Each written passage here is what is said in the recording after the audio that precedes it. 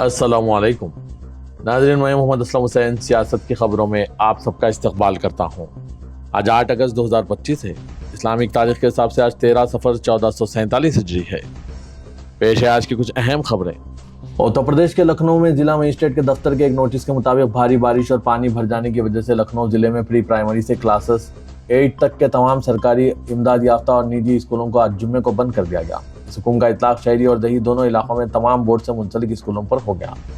जिला मजिस्ट्रेट के दफ्तर ने कहा कि यह फैसला गुज़श्ता चंद घंटों में मुसलसिल मूसलाधार बारिश और हिंदुस्तान के महकमा मौसमियात की जानिब से मजीद बारिश की पेशकशी के बाद लिया गया। आज के इस खबरनामे को MS एजुकेशन की जानिब से स्पॉन्सर किया जा रहा है। क्या आप चाहते हैं कि आपके बच्चे कम से कम वक्त में मुकम्मल हाफिज कुरान बने? हमारा हदफ है 2 साल में मुकम्मल हिफ्ज कुरान। इसके लिए हम इस्तेमाल करते हैं जदीद मेमोरी टेक्निक। 371 तलबा न सिर्फ हाफिज कुरान बने, असली तालीम जारी रखते हुए इंजीनियरिंग, मेडिसिन में दाखिला हासिल किया। MS हिफ्ज अकेडमी के 6 हैदराबाद में वाक़ हैं और 3 दिल्ली में। दाखिले के लिए 9059915022 पर राब्ता कीजिए। Please click the link given in description for more detail. Allahabad high court के 13 जजों ने मुल्क की सबसे बड़ी अदालत सुप्रीम कोर्ट के एक फैसले के खिलाफ मिहाज खोल दिया और इलाहाबाद हाई कोर्ट के चीफ जस्टिस अरुण भंसाली से फुल कोर्ट मीटिंग बुलाने की दरख्वास्त की। इसके लिए जजेस को एक खत लिख दिया गया है। अब यह खत सोशल मीडिया पर वायरल हो रहा है। ताहम इस खत की अभी तक कोई सरकारी तस्दीक नहीं हुई है। इस खत पर जजेस के दस्तखत भी है। इलाहाबाद हाई कोर्ट के 13 जजों ने जस्टिस प्रशांत कुमार के खिलाफ सुप्रीम कोर्ट के हालिया हुक्म के दायरे इख्तियार से मुतालिक फुल कोर्ट मीटिंग का मुतालबा किया।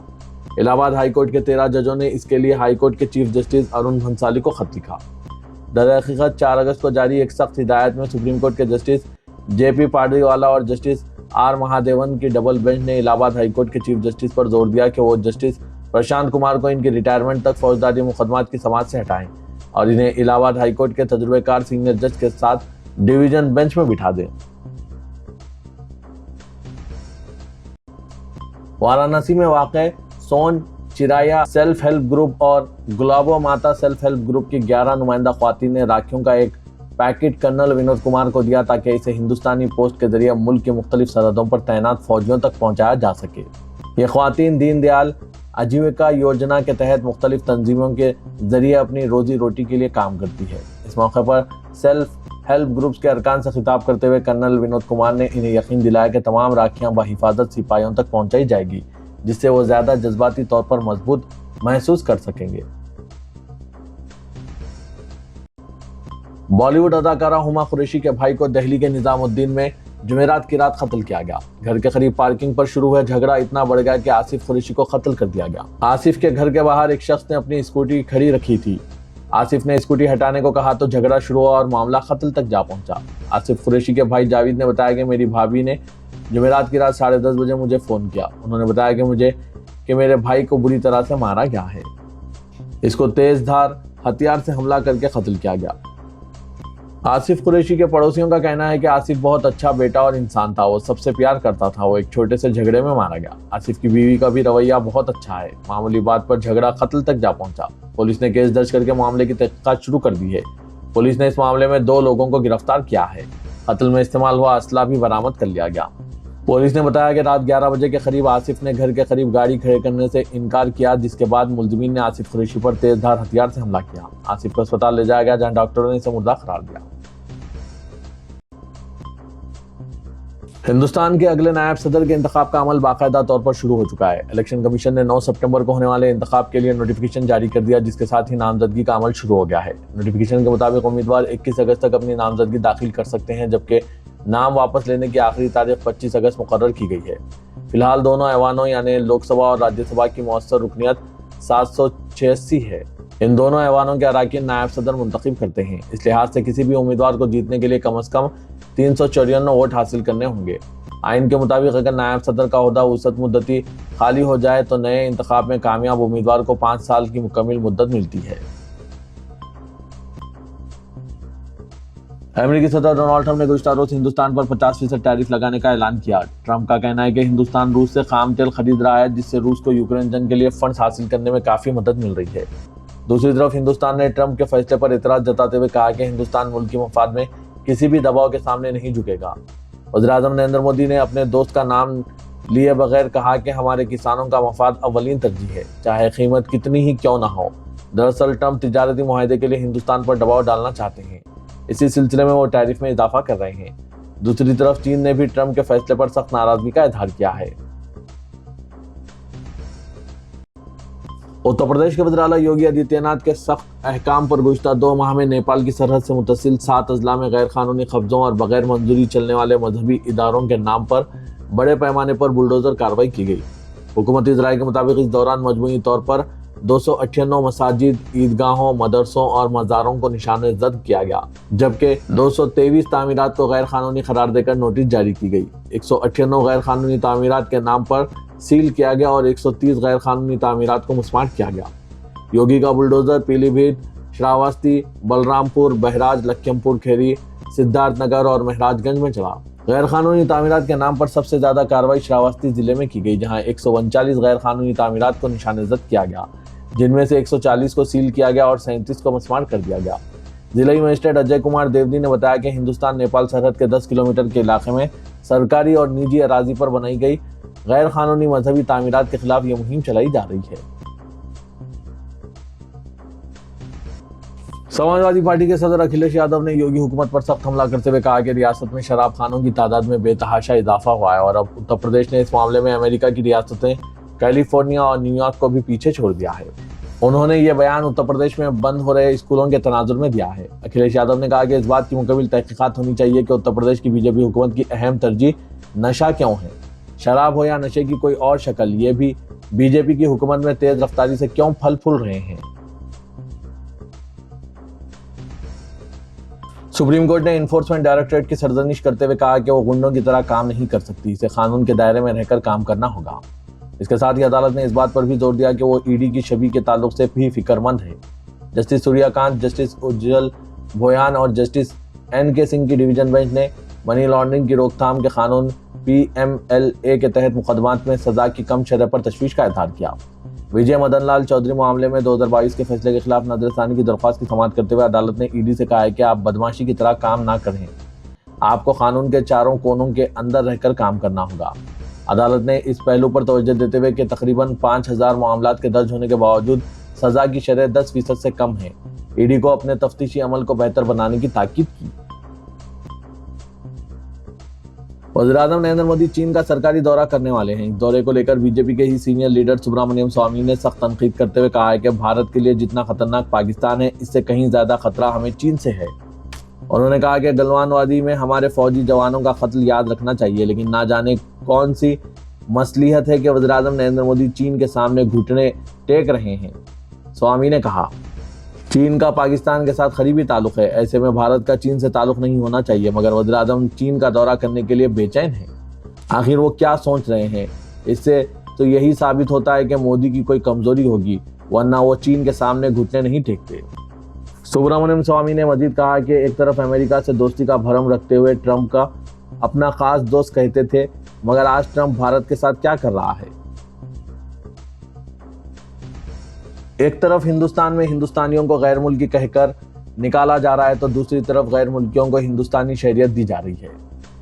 पाकिस्तानी हिंदुओं को हिंदुस्तानी शहरियत दिए जाने का सिलसिला तेजी के साथ जारी है। गुज़िश्ता माह गुजरात हुकूमत ने 125 पाकिस्तानी हिंदुओं को CAA यानी शहरियत तरमीम कानून के तहत हिंदुस्तानी शहरियत दी है, और अब 7 अगस्त को राजस्थान हुकूमत ने 10 पाकिस्तानी हिंदुओं को हिंदुस्तान की शहरियत का सर्टिफिकेट सौंपा है। मीडिया रिपोर्ट्स के मुताबिक राजस्थान के भैजन लाल हुकूमत ने इन 10 पाकिस्तानी हिंदुओं को शहरियत का सर्टिफिकेट दिया है, जो बरसों से हिंदुस्तानी शहरियत हासिल करने के लिए बेताब थे। कहा जा रहा है कि हिंदुस्तानी शहरियत का सर्टिफिकेट मिलने के बाद सभी पाकिस्तानी मुहाजिर हिंदुओं के चेहरे पर खुशी और सुकून साफ दिखाई दे रहा था। नाज़रीन, मुल्क में इस तरह के हालात जो चल रहे हैं, इस पर आपकी क्या राय है? कमेंट के जरिए जरूर बताइएगा।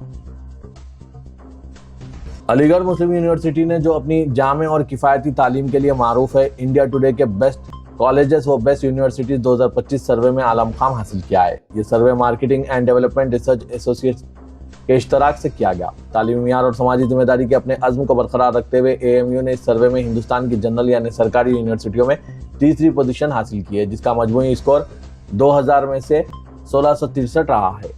AMU यानी अलीगढ़ मुस्लिम यूनिवर्सिटी दिल्ली यूनिवर्सिटी और जवाहरलाल नेहरू यूनिवर्सिटी दिल्ली के बाद तीसरे नंबर पर है। इस सर्वे में 775 से ज्यादा यूनिवर्सिटियों का जायजा लिया गया, जिन्हें 5 कलीदी मियारात शोहरत व गवर्नेंस, तालीमी व तहकीकी बरतरी, बुनियादी ढांचा व रिहायशी सहूलतें, शख्सियत व क़यादत का फ़रोग़ और कैरियर व रोज़गार के मौक़ों पर जांचा गया। बॉलीवुड अदाकारा काजोल, जो वैसे ही अपने मुंह फट अंदाज के लिए जानी जाती है, हिंदी ना बोलने पर एक सहाफ़ी से उलझ पड़ी। वो महाराष्ट्र स्टेट फिल्म अवार्ड्स की तकरीब में प्रेस कॉन्फ्रेंस के दौरान मराठी और अंग्रेजी में गुफ्तगू कर रही थी। इसी दौरान एक सहाफ़ी ने इनसे मुतालबा कर दिया कि वो हिंदी में भी अपनी बात दोहराएं, जिस पर काजोल बरहम हो गई और कहा कि अब मैं अपनी बात हिंदी में नहीं दोहराऊंगी, जिसे जो सोचना है, समझना है, समझ सकता है। इनका यह बयान सोशल मीडिया पर वायरल हो गया। इन पर काफ़ी तनकीदें हो रही है। बॉलीवुड की सुपरस्टार अदाकारा दीपिका पादुकोण ने दुनिया के मशहूर फुटबॉलर रोनाल्डो जैसे बड़े बड़े खिलाड़ियों को भी पीछे छोड़ दिया है। वो करीब 2 मिलियन व्यूज के साथ अब इंस्टाग्राम की भी क्वीन बन गई है। व्यूज के मामले में उन्होंने रोनाल्डो को शिकस्त दे दी है। गुज़िश्ता 2 दिहाइयों से बॉलीवुड में सरगर्म इस अदाकारा ने यह कारनामा अंजाम देकर बॉलीवुड के भी बड़े बड़े सितारों को पीछे छोड़ दिया है। तेलंगाना के वज़ीर-ए-आला रेवंत रेड्डी ने रियासती वज़रा और अरकान पार्लियामेंट के हमरा सदर कांग्रेस मल्लिकार्जुन खड़गे से मुलाकात की और 42% बीसी तहफ़्फ़ुज़ात की मंजूरी के लिए पार्लियामेंट के दोनों ऐवानों में मरकज़ पर दबाव बनाने की दरख्वास्त की। नायब वज़ीर-ए-आला मल्लू भट्टी विक्रमार्का, रियासती वज़रा और सदर प्रदेश कांग्रेस महेश कुमार गौड़, अरकान पार्लियामेंट बलराम नायक, मल्लू रवि, अनिल कुमार यादव और दीगर कायदीन भी इस मौके पर मौजूद थे। AICC कायदीन जयराम रमेश और नसीर हुसैन ने भी तेलंगाना हुकूमत की जानिब से समाजी इंसाफ की मसाई को सराहा। तेलंगाना के वज़ीर-ए-आला रेवंत रेड्डी ने नई दिल्ली से चीफ सेक्रेटरी और दीगर आला ओहदेदारों से टेलीफोन पर बातचीत की और हैदराबाद में मूसलाधार बारिश की सूरत-ए-हाल का जायजा लिया। वज़ीर-ए-आला ने चीफ सेक्रेटरी के अलावा director general police doctor Jitendra, commissioner GHMC Kannan, HYDRAA commissioner Ranganath और महकमा बरक़ी के ओहदेदारों को चौकसी की हिदायत दी ताकि नशेबी इलाकों में अवाम को जरूरत पड़ने पर महफूज मुकामात पर मुंतकिल किया जा सके। वज़ीर-ए-आला ने ओहदेदारों के साथ सूरत-ए-हाल का जायजा लेते हुए चीफ सेक्रेटरी को हिदायत दी कि वो जिले कलेक्टर्स के साथ वीडियो कॉन्फ्रेंस का एहतमाम करें। हैदराबाद के अलावा तेलंगाना के मुख्तलिफ अजला में मूसलाधार बारिश की इत्तला है। महकमा मौसमियात ने आइंदा 2 दिन तक बारिश का सिलसिला जारी रहने की पेशकशी की है, जिस पर चीफ मिनिस्टर ने जिले कलेक्टर्स और अहम सरकारी महकमाजात को चौकसी बरतने और वक्फे से सूरत-ए-हाल का जायजा लेने की हिदायत दी।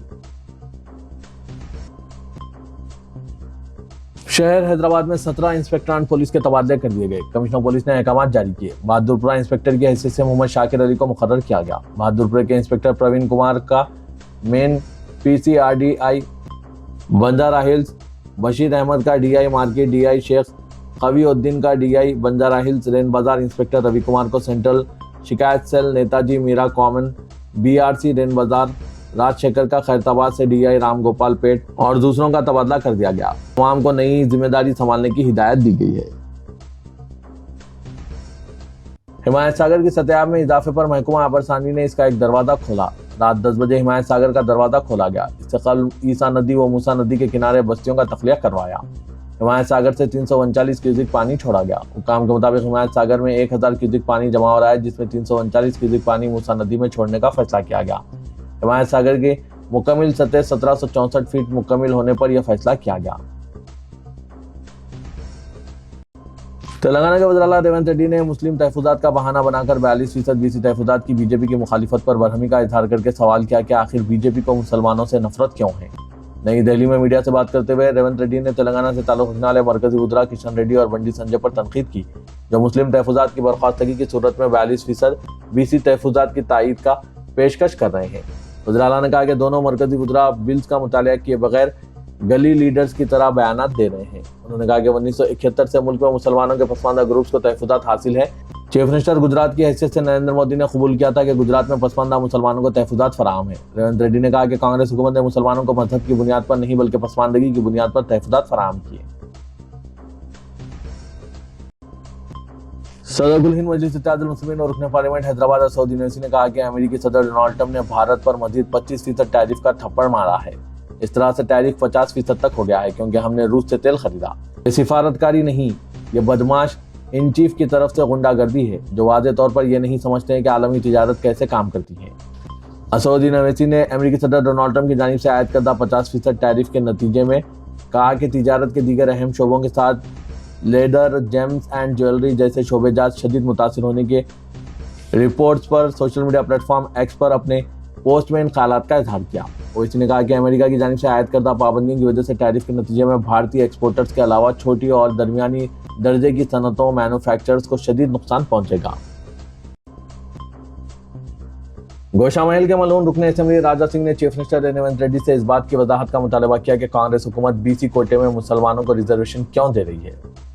मीडिया से बात करते हुए मलून राजा सिंह ने कहा कि कांग्रेस हुकूमत 42% बीसी रिजर्वेशन में मुसलमानों को 10% रिजर्वेशन क्यों दे रही है। इसने पूछा कि क्या कांग्रेस लीडर बीसी रिजर्वेशन हासिल करने के लिए दिल्ली गए थे या मुस्लिम रिजर्वेशन के लिए। वज़ीर आला को इसका जवाब देना चाहिए। मलून राजा सिंह ने कहा कि मुसलमानों के पास पहले से ही खुसूसी रिजर्वेशन है और बीसी कोटे में मुसलमानों को रिजर्वेशन देना नाइंसाफी है। इसने कहा कि मरकजी हुकूमत बीसी तबके को 28% रिजर्वेशन दे रही है।